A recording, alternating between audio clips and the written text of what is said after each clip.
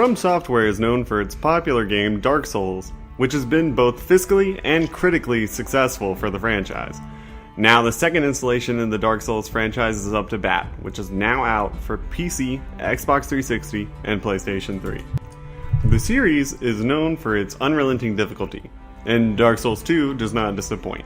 It is just as difficult as the predecessor, if not more in some aspects. The game gets so difficult, the motto could be, if you thought this was hard, wait, it gets worse.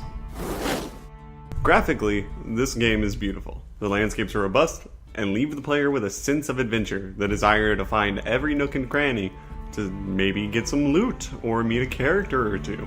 The locations of the game all seem varied and unique, but a downside to the graphical integrity of the game is that many of these textures sometimes seem reused. The Forest of Fallen Giants being a perfect example, the entry area seems like it was copied and pasted twice. Although it does feel wrong to complain because they did give us a seemingly next-gen amount of locations total to explore.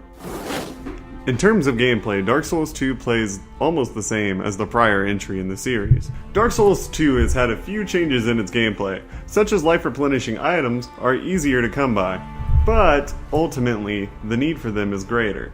The penalty for death this time around is losing all of your current souls and incrementally larger amounts of health with each death. The class system is back, but this time around with a stricter form of character growth. For example, a sorcerer starter class will have a harder time trying to fit strength into the character build.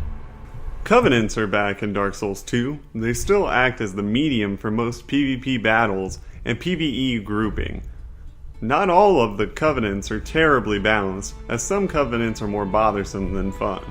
The Rat King Covenant being the most annoying.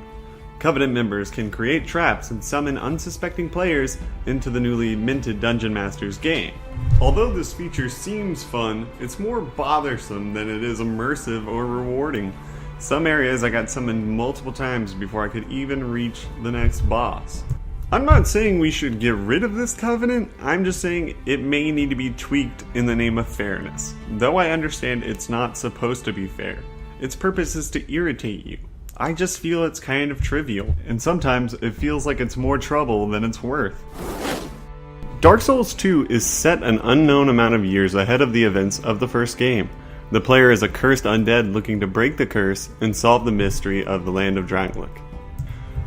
Although the story is mostly told through backstory, it still gives the player a rewarding sense of adventure in wanting to find out what's actually happening. The elements are there, the player just has to work for it for once, instead of it being laid out in front of them in a bunch of cutscenes.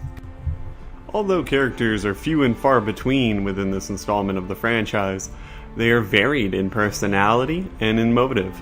They don't really ever have a clear objective as to why they are helping the player, and it really gives the story a nice sense of ambiguity, and furthers the want to find out what's actually happening. Dark Souls 2 is everything the last one was, but with a few new edges to boot. It has a story that isn't laid down in front of you, and gameplay that doesn't give you any breaks. Dark Souls 2 is worth every cent, and every punishing death you encounter is just rewarded more by each eventual victory, making this a worthy sequel to the Dark Souls franchise. I'm giving Dark Souls 2 an 8.5 out of 10. For the latest news and reviews, check out Evencast.com or find us on Twitter, Facebook, and Tumblr.